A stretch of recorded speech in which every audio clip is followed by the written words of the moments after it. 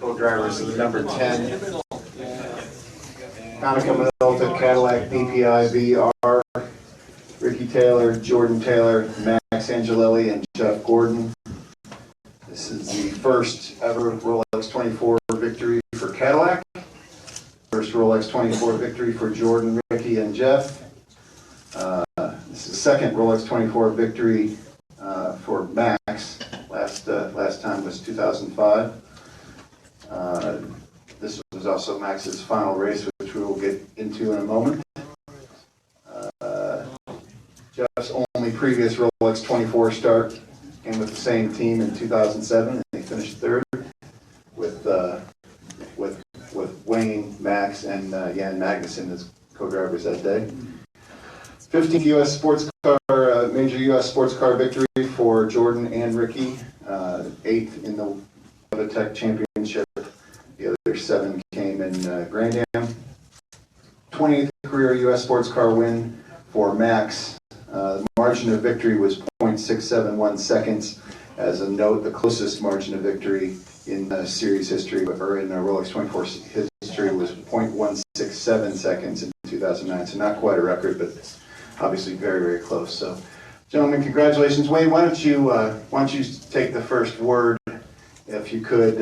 You know, there was a lot of talk about unfinished business throughout this entire run up to the Rolex 24. Looks like you've finished that business, and just tell us what this one means to you. Yeah, first I got to thank everybody certainly for being here, but you know, Cadillac, Max and I drove back in early 2000, part of our career, and broke in it shortly. But I always believed that and wanted to come back with Cadillac and have this unfinished business. And I think today, with Ricky, Jordan, Max, and Jeff, they gave it to me. And you know, it's just been such an honor to have Jeff on board. You know, he came in 2007 with us. We finished third when I was still driving. And another special thing is that Max and I were teammates for so many years. And it's not anything that I've ever hidden before. Today, he was always the worst teammate I ever had. but you know, we won the 24 hour together in 2005, and we won the championship together. And now he wins the 24 hour with my kids, which is, I mean, really, really special. And I just have to thank my boys, and Jeff and Max and Hanukkah also, and Cadillac, and my friends Mike Matei, and just everybody that has supported me over these years.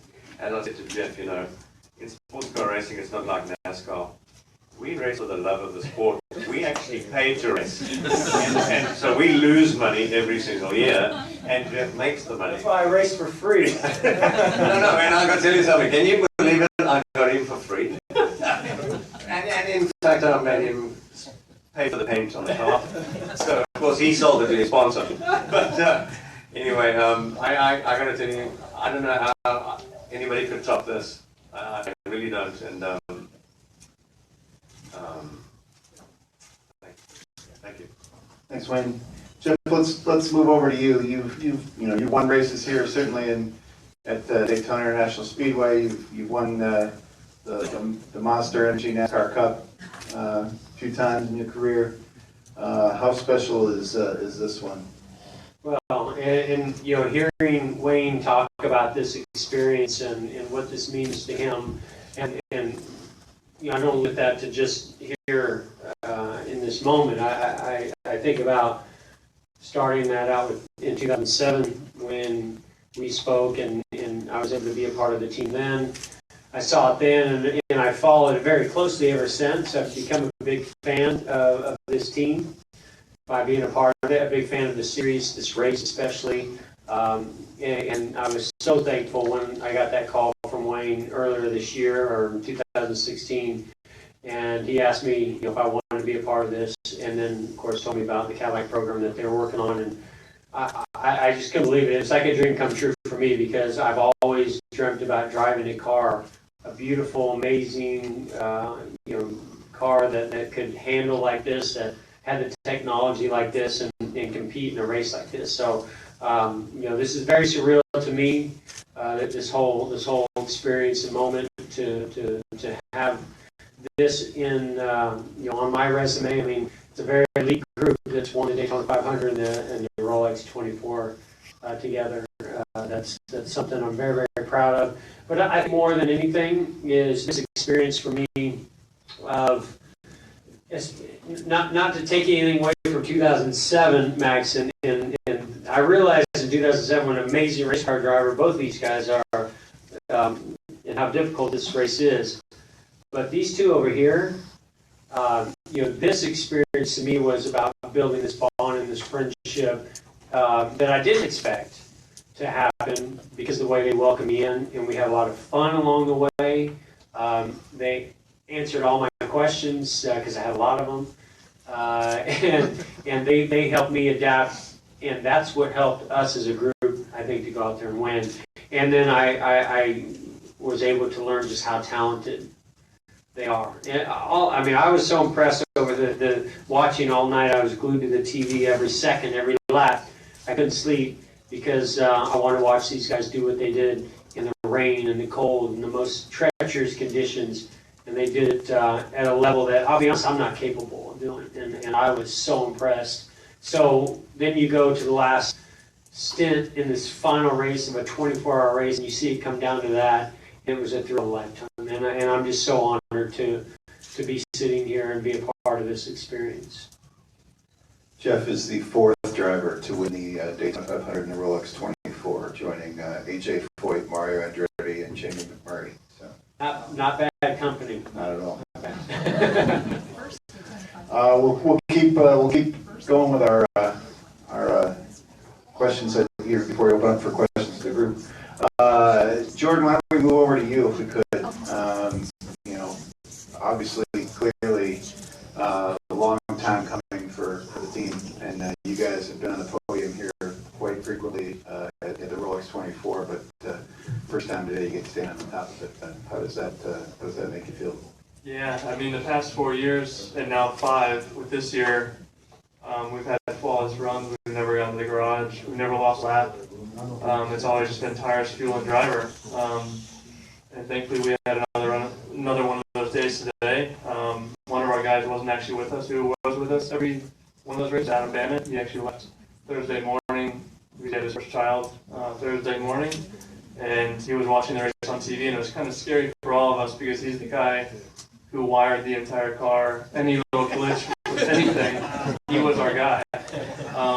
So lots of people came together for us from other partners that Max can probably explain, but I know I was scared going into it with him not being here, knowing how much he does. He designed the entire wiring loop for the Cadillacs, all the Cadillacs, from our team, so it was a big deal. And it's kind of sad that he wasn't here with us for this victory, but he was definitely, a big part of it. Max, let's move over to you as we talked about last race and go out on top. I would imagine that's probably a pretty good feeling. It is wonderful. I'm just speechless. I could not believe it. Not better than this. I'm very happy. Happy for what I did and what I achieved with boys and Jeff today. Finished my career with a win, a big win like this one, Rolex 24. It's great. And I'm thankful and thankful to the Taylors, the family, to say in English, but like when he said that I was the worst teammate, he really meant it. I mean, it's not like for fun, it's just saying for the sake of saying. It really believe. And so thanks, Wayne. Ricky, let's move over to you. Clearly, I know the question on everybody's mind is give us your thoughts on the way the race finished. Obviously, you're very, very happy to get out the winner. Yeah, it's unbelievable. I'm still shaking. But like all the guys said, it's so special. There's so many different storylines. You got Cadillac's Unfinished Business from the LMP program, which Max and my dad were both a part of. The first go-around, and then wrapping that up with starting off with a win in Daytona, and then you got Max's last race, and we've been family for 20 years now, and he's taught us, everything we know. And we used to have classes with Max. He used to be a professor, Axe. And he said he'd come over to our house and we'd have a pen and paper and teach us about downforce and he'd teach us about overtaking. Tell you what was a good example of one of the lessons, I think. That was Max's move. Yes, it was.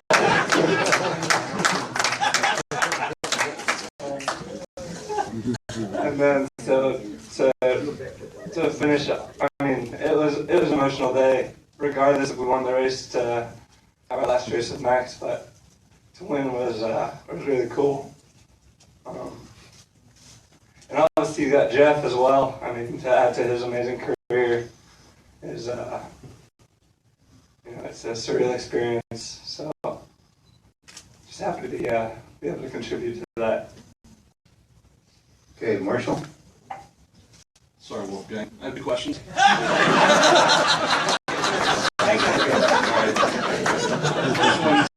one's for you, Jeff. We'll give Ricky a moment here. Yeah. You're a bit of a talent spotter. Taylor Brothers have the kind of talent you think that should extend beyond sports cars? And if so, where would you like to see them? All I've been thinking about the whole time that I've been together with you guys is how do I get them in some ovals in a bigger, heavier car? I mean, to me, the way you recognize talent is to know what equipment that they're in. So when you're a teammate to them and you're in the same equipment, and you go out there in conditions that are very, very challenging, and you know your own capabilities, and then you see them excel the way that they did. To me, one of the highlight moments for me that I thought was a crucial moment for this race was when Jordan was on slicks and it started raining, and they stayed out. And when he was out there on slicks and it started getting really wet, just the fact to get that car back to pit road without wrecking, to get the wets, I thought was an amazing moment. And then watching these guys just do what they did throughout the night in crazy conditions. And I had the experience of being in the wet, and I couldn't see anything. It was very hard to feel the car, and let alone push it. And they were in much more difficult conditions than I was in. And they were overtaking, building gaps. It's impressive. And so there's no doubt that transfers over to other series, other cars, and I've built enough of a bond with this group that I would love to see them get whatever opportunities were available to them out there. And I mean, they have the personality as well as the talent. That's what you're always looking for. Last question is for you, Ricky. Before you guys came in, the number 5 Action Express team was in here. Felipe Albuquerque recounted the incident. Had a bit of an interesting take where he said he closed the door and got hit. Those things tend not to work. You usually get hit to open up the door. Can you just tell me how you saw that take place? I don't 100% understand closing the door and getting hit.